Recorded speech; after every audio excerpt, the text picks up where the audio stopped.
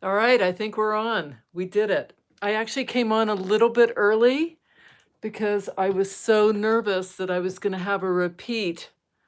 Hi, Denny, of the of last time. So I'll keep my glasses on. Hi, Marty. How are you? We're on. So my husband came in just about 15 minutes ago and said, "You're only on briefly, Denny? Okay, then I'm going to hurry up." My husband came in about 10 minutes ago and he said, "I just tested our internet and it looks really slow. I better reboot." And I'm just like, "What? What do you mean you're going to reboot?" But he did, and it looks like we're good to go. So, hi, Francie Stitches. Very nice. So, how are all of you? It's beautiful here in New York City. It is a gorgeous, gorgeous day. I went for a little walk. I was going to go for a bike ride, and then I lost my sort of ambition. Hi. Hi, Debbie. Hello from St. Louis. Hello. And hello, Michelle. How are you? I'm glad to see all of you. So we're going to get to it. We're going to start with our ribbon floss. And Oki, how are you? And Joan and Suzanne and Gwen. All right, so I'm going to turn you around and we're going to start stitching on the ribbon floss, which is what we meant to do the other day. Belinda, what do you mean, where is everybody? There are 25 people here. Hi, Jean. It's dark in the UK. I bet it is. You're 5 hours ahead, right? All right, so here we go. We're going to work on, I got to get my lighting. Got to pull the lights over.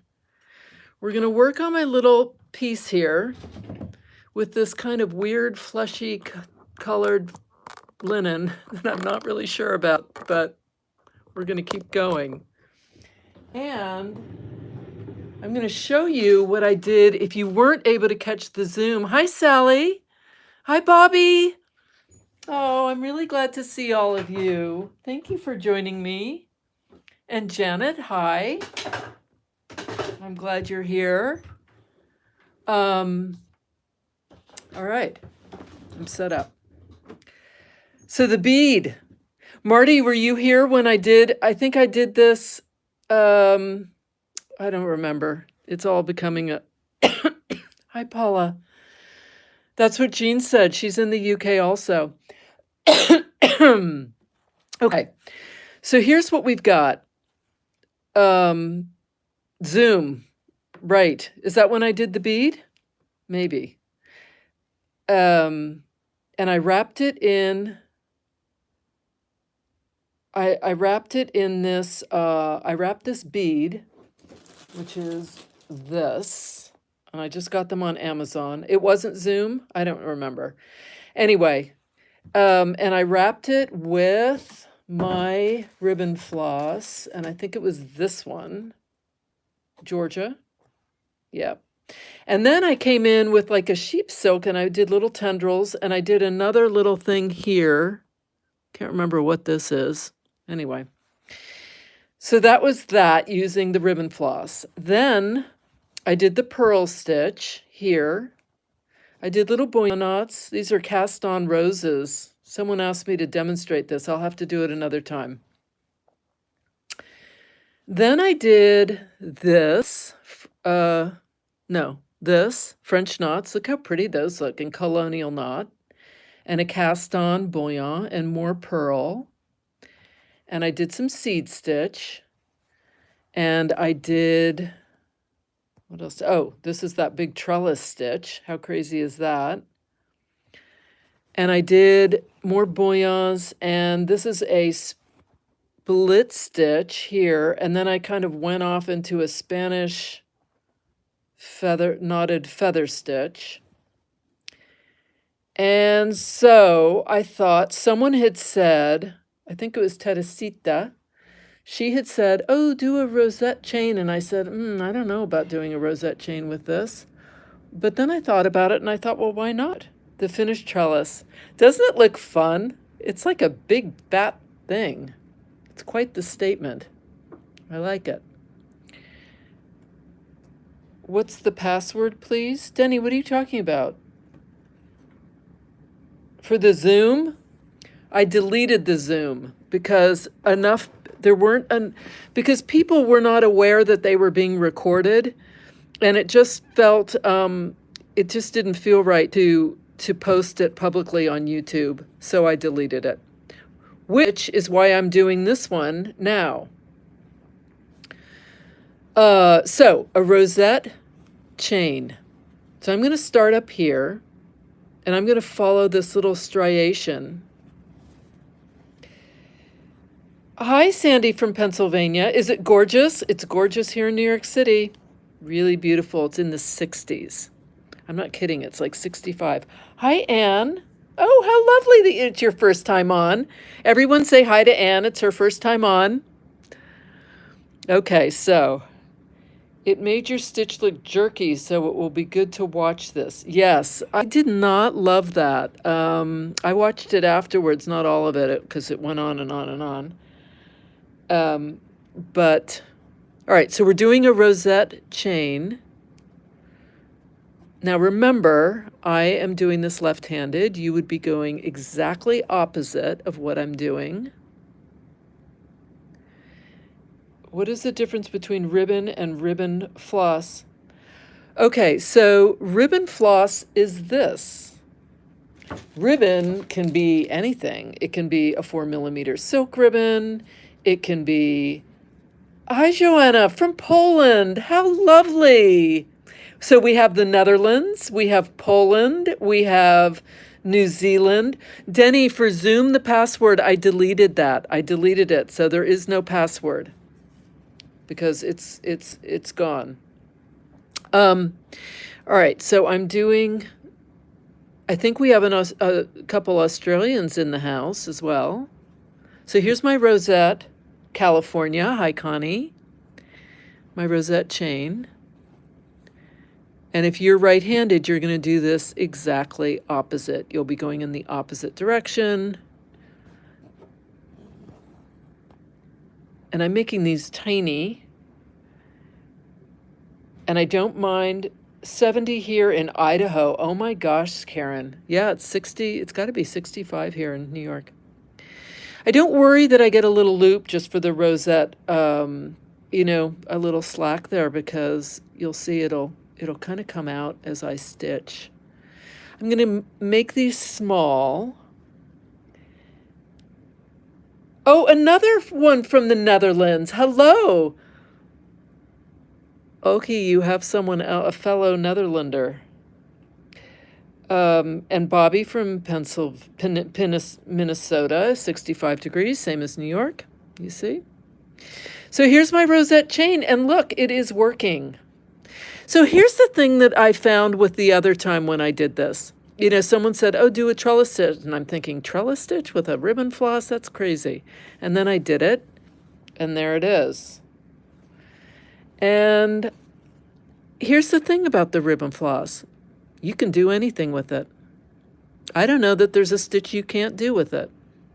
I mean, if I can do something like this, and I'm doing it really small, I'm not even doing it like a huge, big, elaborate sort of thing.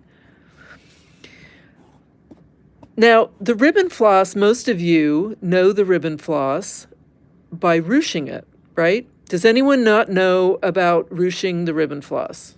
Because if you don't, I'll show you. Otherwise,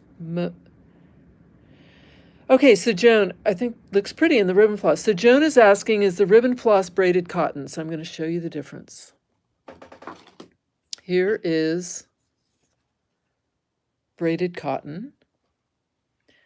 Okay, I'll ruche. This is the ribbon floss. It's a tiny bit thinner, but I talked to my wholesaler, and she said that it's the same. And since they're putting all of them on spools, and so you're getting a lot more, with your order, although it is a bit more expensive. She is only going to be carrying braided cotton and no longer will be carrying the ribbon floss. So I thought that was interesting to know. And I'm guessing that others will be following as well, doing the same thing. I think, honestly, it's a little thinner. I do. I think it's a tiny bit thinner. Here it is as well. It also feels a little stiffer, but I don't know. So there they are together. Maybe they're the same. So, ruching. There it is.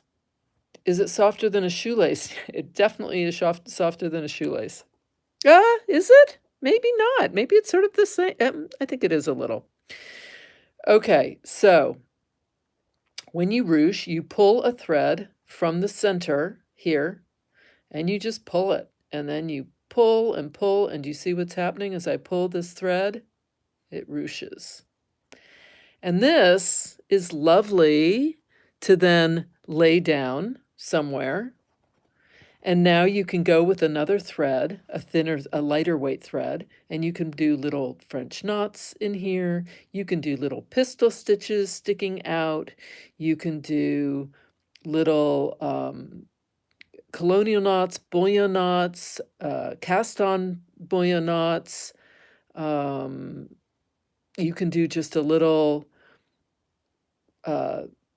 seed stitch in here. It's anything you feel like, but what's really cool about this is that you can add another element to it because you can use any other different thread. So if you decided, well, I want to add a little green, this is my Petite Very Velvet, well, that would be nice. You add that.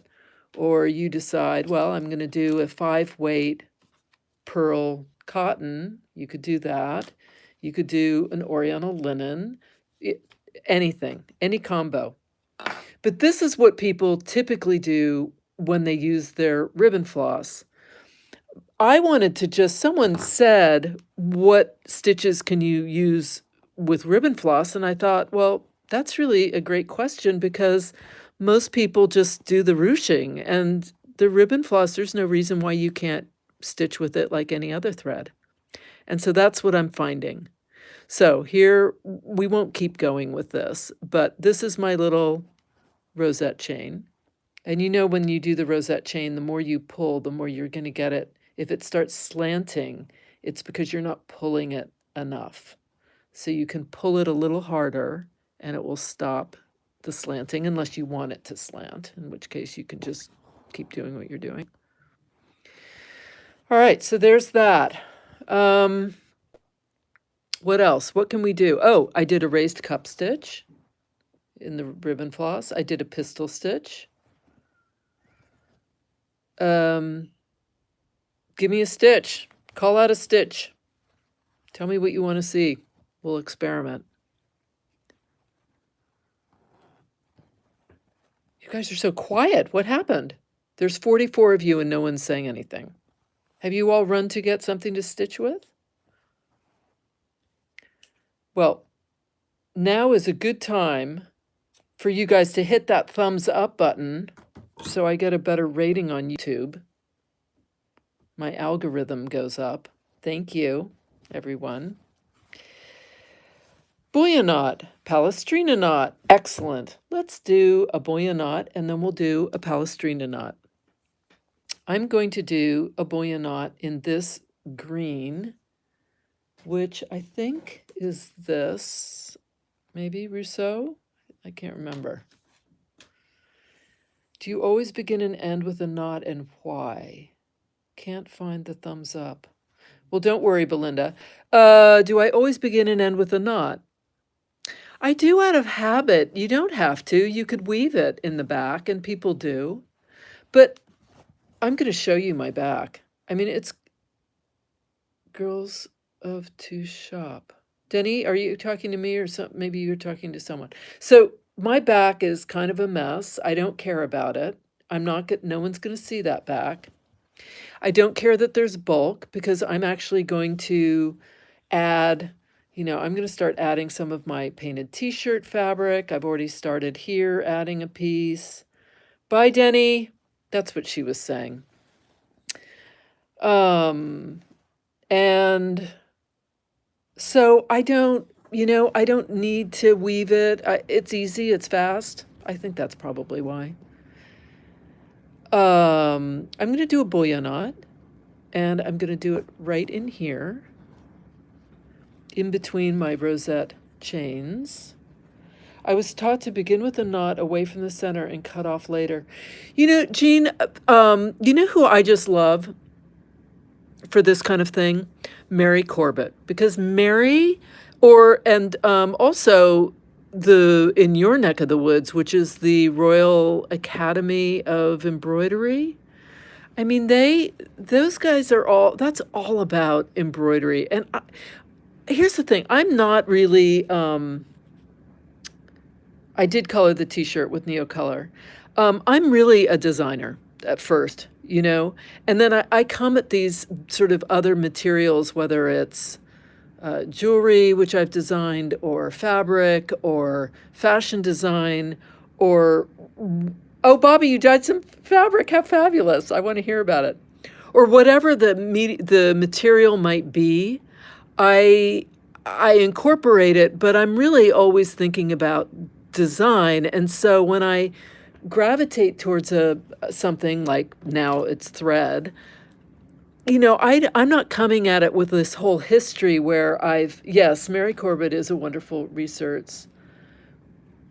I'm not coming at it because I'm like this great wealth of knowledge about all things to do with thread. Someone one time asked me about the silk and pearl and said, well, it has a twist to it. And I think that makes a difference. And of course, she's right. It does make a difference how you thread it on which end.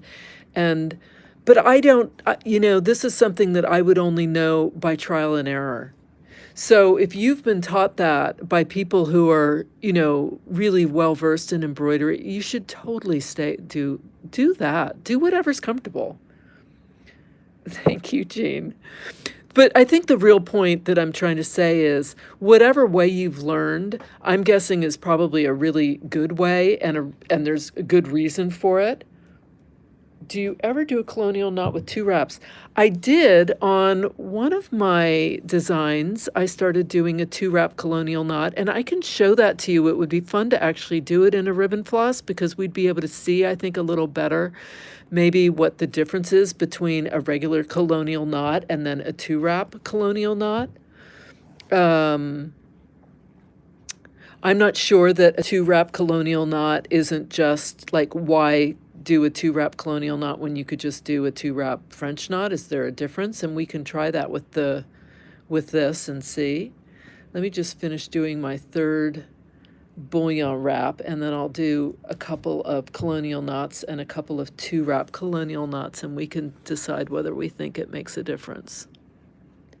So I guess that really what I'm saying is that I think a lot of you who have done embroidery a lot in your life and have gone to, some of these like embroidery academies, you're going to be far more knowledgeable than I am. My whole thing is I love designing, and so and then I kind of figure it out as I go. All right, I'm going to try to do a colonial knot. So we're going to wrap here. We're going to wrap it once, and then let's do a 2-wrap after that and see what that looks like. Now, one thing I do feel is that, but isn't that pretty, is that with the ribbon floss, I really am needing my pliers. These are the pliers I use as a jeweler.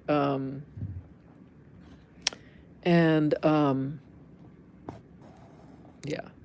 All right, let's do a 2-wrap colonial knot. So we do we do our needle like this, and then we're going to go around the way we would do a normal colonial, and now we're going to wrap it twice, and we're going to go, thank you, Karen. That's nice of you to say. I mean, I would never want anyone to think, oh, she's, you know, she's this great, knowledgeable source for all things embroidery, because I am absolutely definitely not. So here is the 2-wrap colonial knot. Here's our regular. That's pretty. I like that. And now I'm going to do a regular 2-wrap French knot, and we can see what that looks like.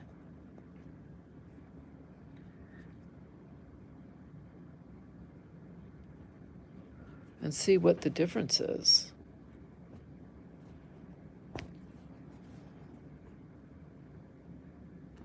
Someone asked me to do something else, and now I've completely forgotten what it was. Yes, I agree. Isn't that lovely? So, regular colonial knot, 2-wrap colonial knot, 2-wrap French knot.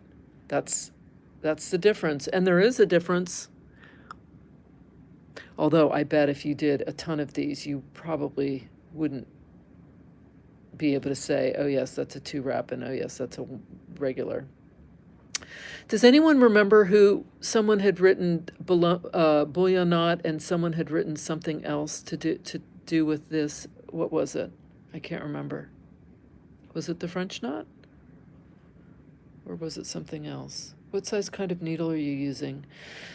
So this is a number 1 Milner's. Palestrina, thank you. I will do a Palestrina now. I think I'm going to end this. So, you know, one of the things, thank you. So one of the things about this is, and I can't remember now who asked me about ending it. Maybe it was Eugene, but you know, you can just weave it instead of having that bulk of a knot in the back. And that certainly works, you know, and then I just cut it off. Because it does get bulky. I think if you're doing really fine linen work, I do too, Suzanne. She's saying she loves the 2 knots. I do too. I like the knots. All right, Palestrina. Where am I going to do a Palestrina? I'll do a Palestrina down here. And do my little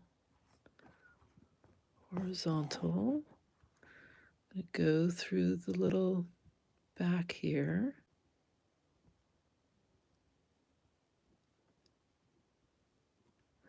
You know, it was funny when I was a fashion designer. I used to sew a lot. I have no plans for this piece, Karen. None. 0. I don't even know what I'm doing with it. When I was a fashion designer, I used to sew a lot as a kid, but I was by no means a great seamstress.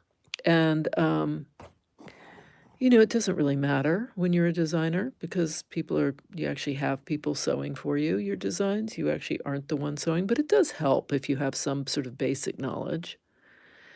And when I started designing jewelry, I had kind of basic knowledge about being a bench jeweler, but I was by no means a great bench jeweler. I mean, I could solder, but, you know, I'd much rather hire someone to do that. But with this, you know, I want to be doing the hand stitching, so I'm having to learn a lot more about threads and how they twist and how they feel, and, you know, than I would anything else. So there's my Palestrina knot. It's pretty, isn't it? So what do you think so far from what you've seen? Are you surprised at how many different things you can actually do with this? How about the crusted chain? We can try it. We can try it, Gwen. The crusted chain.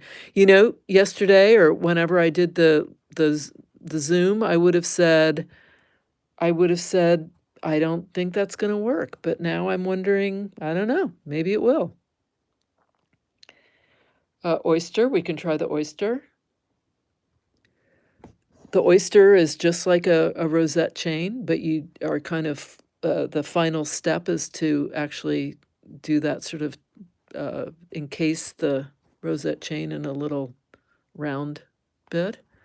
All right, so I'll end this. And so Oyster, what was the other one? Ugh, I'm terrible at this. Makes me want to buy ribbon. Where do I get my ribbon? The Ribbon Floss, you mean? I get it from a wholesaler, Threadnuts, but she doesn't sell, she's a wholesaler. She's not, you can, Crusted chain. Okay. So but if you are in the stitching circle, Sandy put together the most fabulous resources list. And you can look at that list and see, I know Out of Hand in Calgary, which is in Canada, they carry Ribbon Floss. I know that Sue Spargo carries Ribbon Floss. I know that if you Google Ribbon Floss, you will find it. I think there's something called Artistic Artifacts. Does that ring a bell to anyone? I'm pretty sure they have Ribbon Floss. Who else? I think Old World, who I think is sort of closed shop for now. You couldn't find her list, Marty? So when you go on so look at this, just so you can see. I'm doing the crusted chain, and it is working.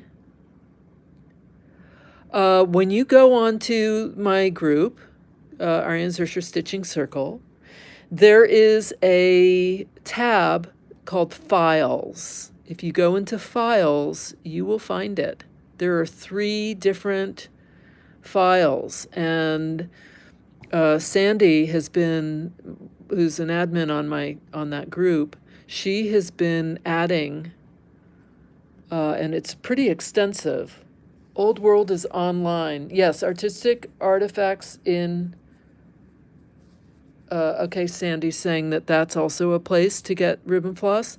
I'm guessing some of you know where to get Ribbon Floss. Threadnuts will help you find. Hi, Sandy. She will. She knows, I did alert her that I had done a video and that people might be asking. She's very sweet. Could you swing the knot left and then right? What do you mean, swing the knot left and then what? Sally, tell me what you mean. Okay. So here we go. This is I like the closed fly stitch, seed stitches, and the knots done with this. Yes, that was it. That was the other one. There's the closed fly. All knots on left.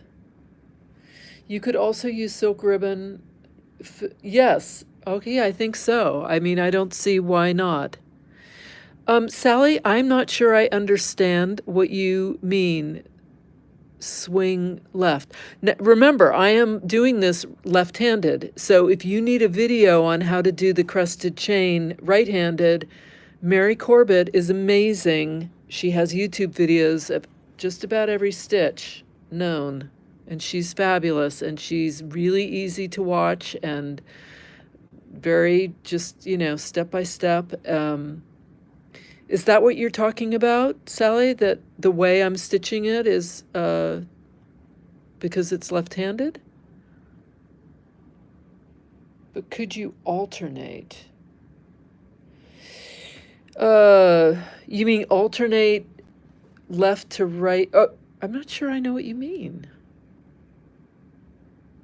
I wish I understood what you were trying to ask. Sally, you can ask me in the stitching circle, and I'll try to answer. I'm not sure I know. Yeah. All 4 on left. All 4 on left. What does that mean? What needle am I using? Deborah, I'm using a Milner's. It's a number 1 Milner's. 1 going up and 1 going down. Okay. So that would mean, let's see, how would we do that? I would have to turn my work this way. And now I would have to do this, right? Is this what you mean? And now I'm going to pull through, and I'm going to go here. And now I'm going to have to turn my work again. Sally, is this what you meant? And now I'm going to, let's see, I'm going to go this way. And now I'm going to go through here. I mean, it's going to be a little funky looking. You can do it, but this is going to be a little weird. Yes, okay. So, yes, you can, but it is going to look a little different, as you can see. So there's the crusted chain. There it is, sort of alternating up and down, which would be cool. Someone said an oyster stitch. Don't know what some of my hand-dyed ribbon threads are, but looking forward to finally using them. Yes. So, you can do this with ribbon, silk ribbon, for sure. There's no reason why you can't do any of the stitches I've been doing with the ribbon floss. You should be able to do them with ribbon, silk ribbon. And let me do an oyster stitch. I'm going to do it in a different thread because I'm almost out of this one. Let's see. I threaded up a whole bunch of threads here, so I'll use this one. And we'll do an oyster stitch. The lazy man's quilter's knot, what you saw me do. Can you ruche silk ribbon? I don't think so. Because, Lynn, the thing about a silk ribbon is that it's not a weave the way this is. So ribbon tends to go up and down like this. So if you pull it, it just unravels. They're mesh ribbon threads, so think they're similar to yours. Okay, but what's lovely about the ruching is you can see it's braided, and it's braided vertically.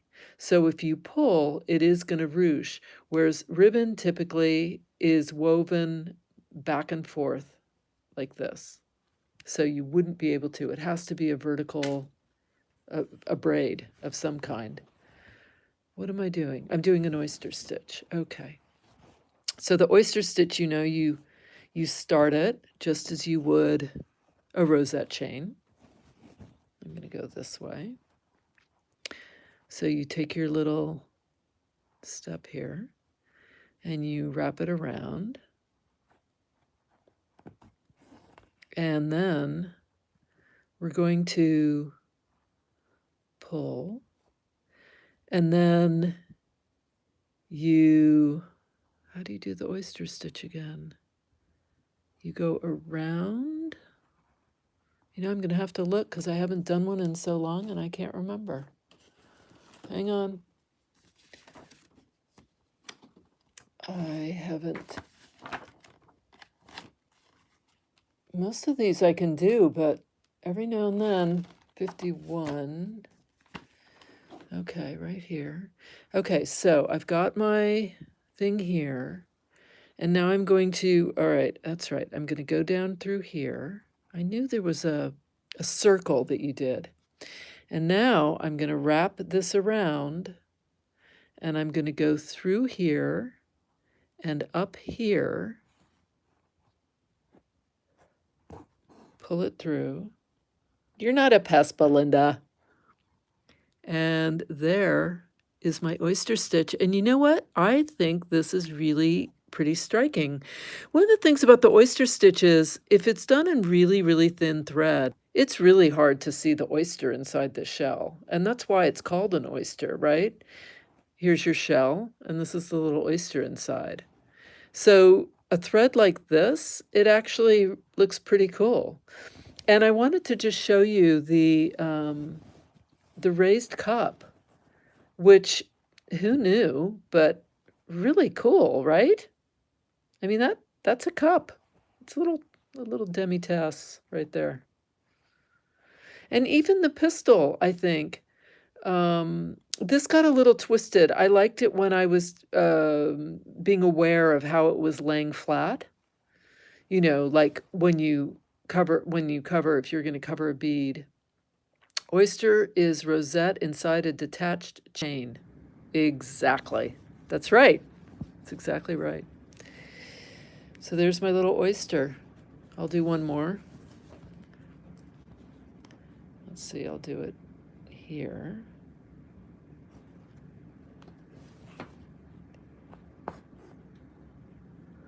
And then we go here. And we wrap that around. And then we're going to go down through here. And then we're going to wrap it all the way. So easy to see how you stitch a stitch when you use the ribbon. Yeah, I think so too, Bobby. That's one of the cool things about it.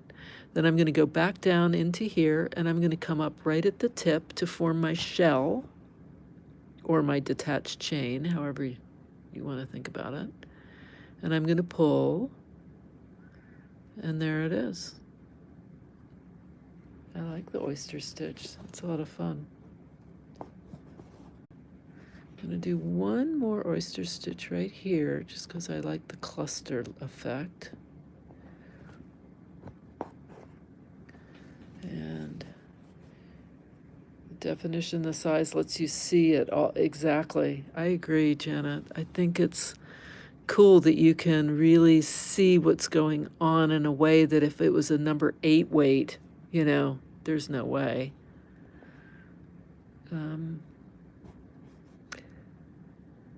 This is going to be a little one. I'll put my needle through that leg.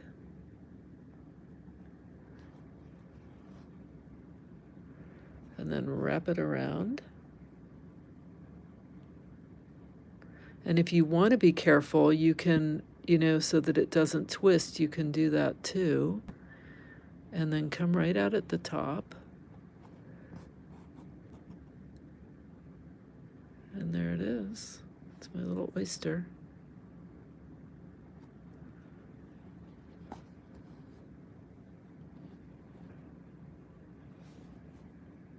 It's fun.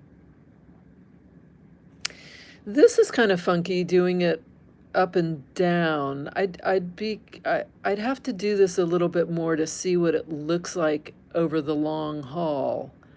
I don't love this, the transition.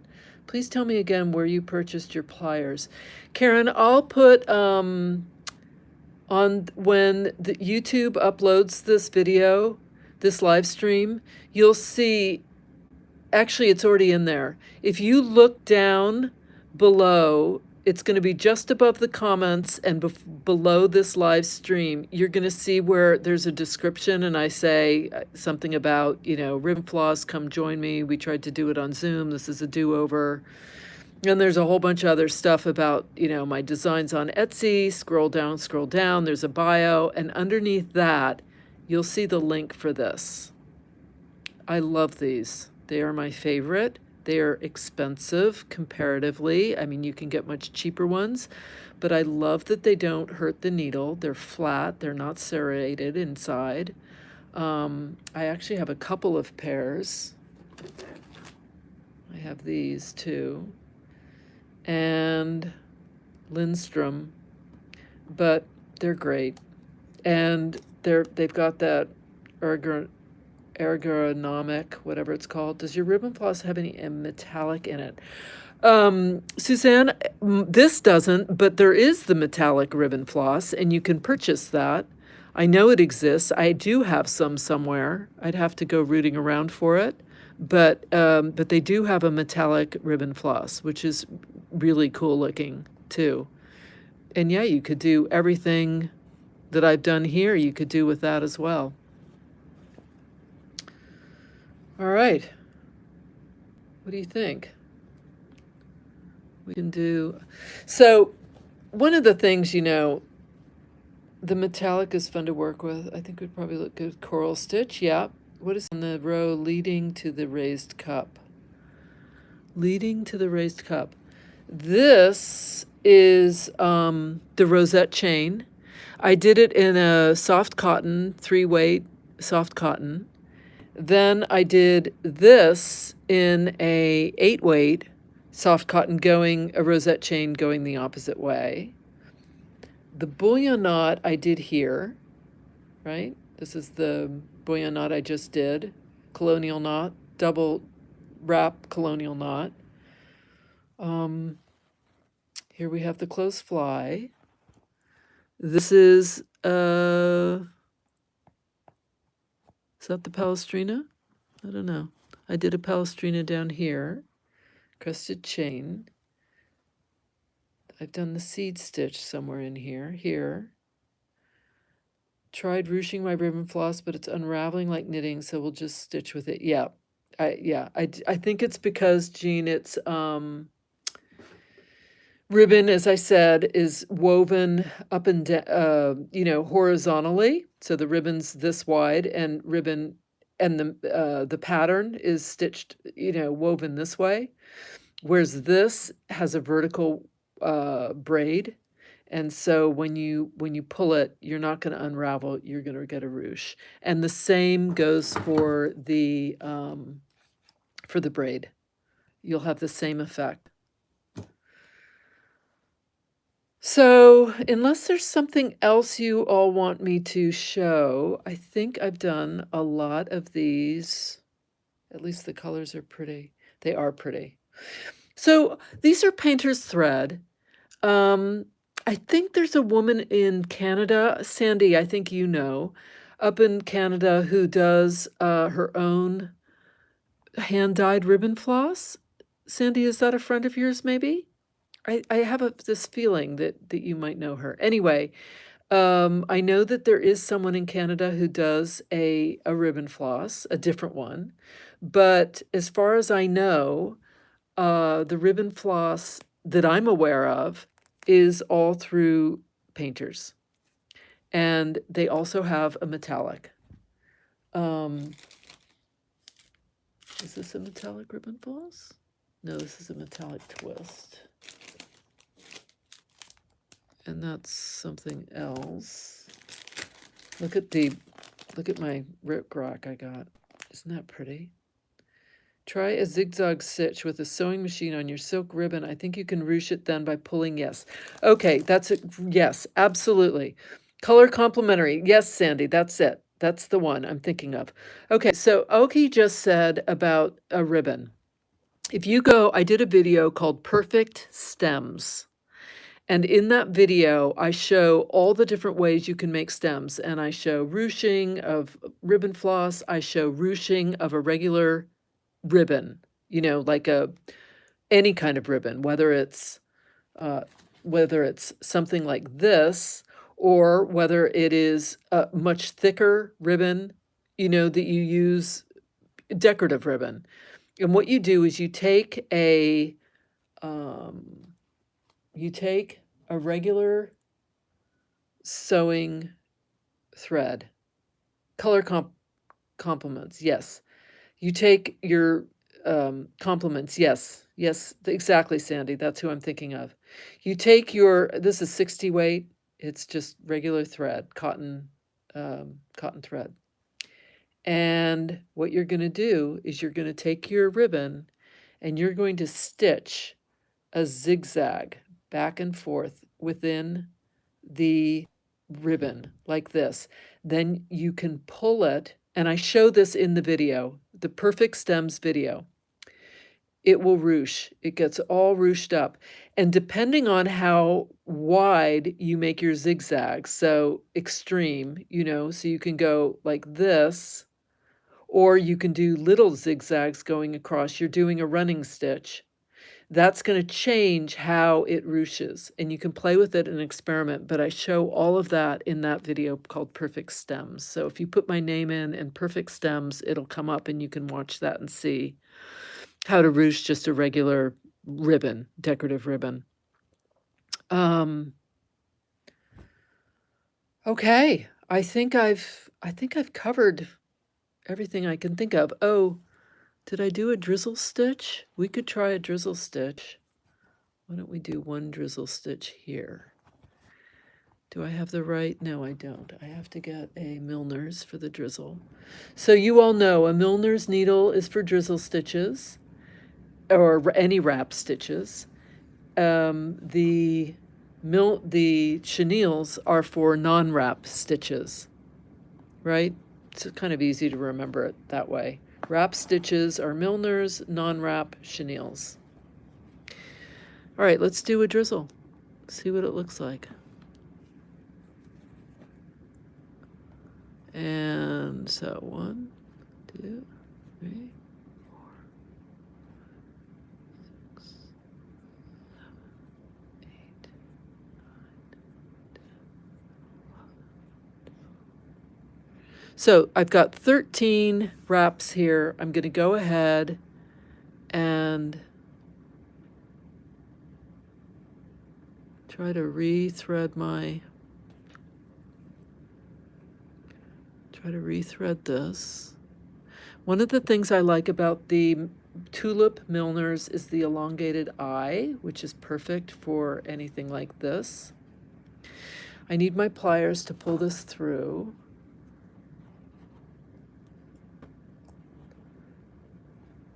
And it's going to be hard.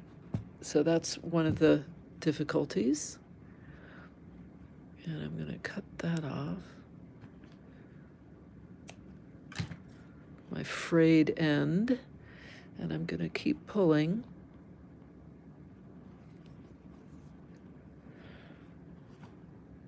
Well, this is really hard to pull through. It got a little, I'm not sure, there we go. Okay, it was pulling too many parts. Can you see it? So there's the drizzle. That would be fun. Another thing that one could try is something like turkey work, right? I mean, it doesn't exactly lend itself to something like turkey work, but I'm not sure why it wouldn't work. Let's see. We're not going to get a kind of fray. You're not going to be able to, you know, get it like a bushy because it doesn't unravel that way. But I don't think it'll shred up at all, Gwen. That's what I'm guessing. I'm guessing you're just going to get these little things sticking out. But you could not do turkey work with silk ribbon because the minute something pulled, the whole thing would just come undone like a sweater. But let's see what happens here. I'm going to end it right here.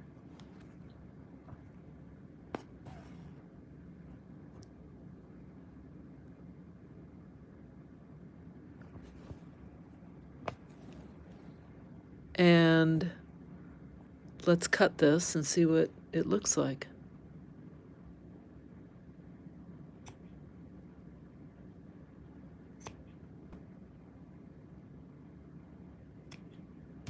So there it is. You know, if you wanted blades of grass or something like that, it's fine.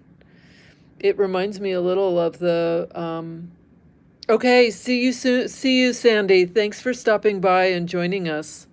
Have fun.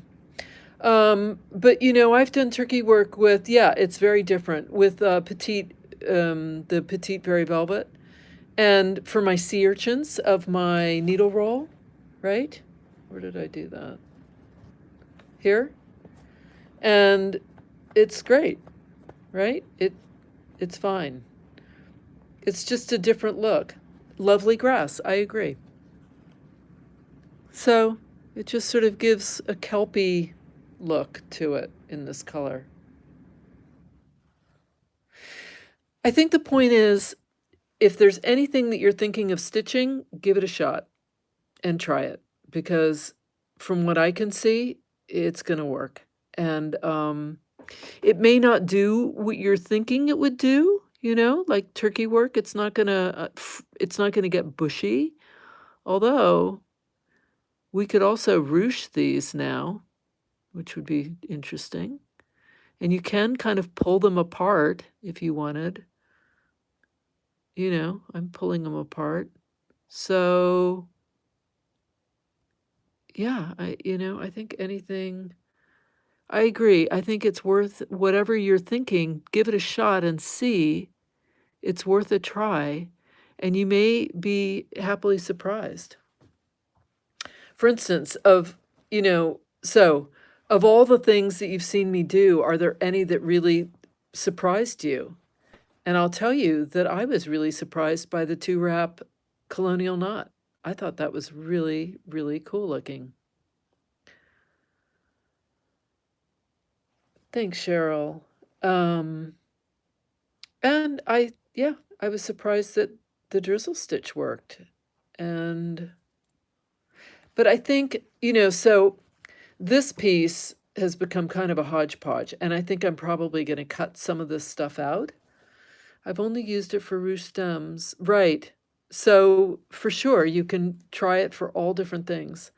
I do love the pearl stitch in it. I thought that was really pretty. And I think the bullion knot is really pretty. This cast on was kind of interesting. It's big and bulky. Maybe 3 wraps on the colonial knot. Sally, you need to try it and then post a photo so I can see. All right, all of you, thank you so much for joining me with this, and I hope it was helpful and maybe made you think about the ribbon floss in a whole different way. Started my piece today, needed a grayish blue color, used blue food coloring and coffee crystals. How did that turn out, Bobby? That sounds great. All right, all of you. Wonderful. I'm so pleased to see so many of you here, and thank you so much for joining me. And don't forget to click on that thumbs up if you haven't already. And I'll see you next time or in the Facebook group. Bye-bye.